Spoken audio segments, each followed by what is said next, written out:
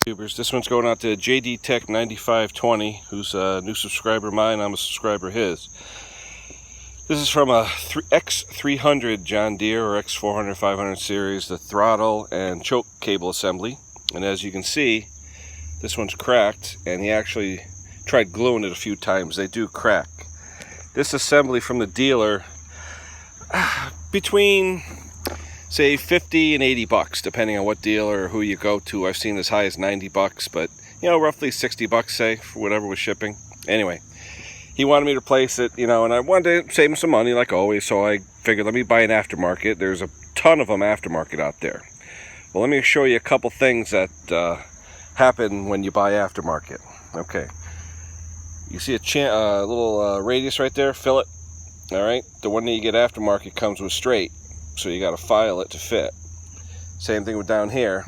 See how you got straight on that side and fillet on that side? Doesn't come with a fillet on the aftermarket. But the main problem you have is over here. If you notice, it's a snap fit.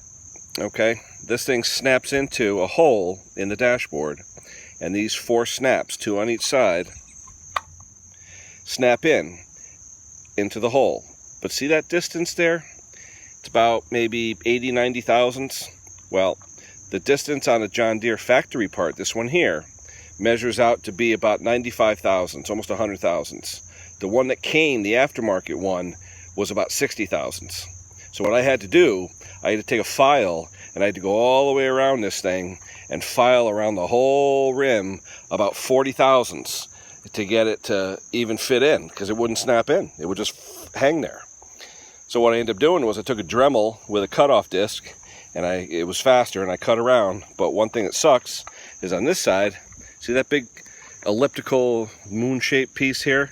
You got to file that whole thing down 40 thousandths in order to get the distance down, because it's not the edge, it's this moon piece that is hanging up on there. So if you notice, the gap on this side is a lot less. The gap on this side, but still, I still had to take about 40 thousandths off. So just a reminder, if you're going to buy cables, factory cables, they're nice cables, don't get me wrong, and I'm going to see if I could just get a handle for this thing somewhere, just the handle off a scrap piece of something. I'll rebuild this with a new handle, because it's an expensive piece of equipment. But just remember, I had the tools, I had the time to file it and sand it and da-da-da and all that. If you don't have that kind of time and you're looking to just help somebody out, or if you're a homeowner looking to replace one of these, buy the OEM part, because it'll snap right in. And if it doesn't snap right in, you just go back and say, hey, I got a problem. Now with the aftermarket, what was I supposed to do? Call them up and they call China and say, hey, there's a problem with the mold, you're not making it right? No, that ain't gonna happen. So just a reminder, OEM parts, they cost more, but sometimes it'll bite you in the butt if you don't buy them. All right, guys, that's the tip for now. We'll talk to you soon. Later.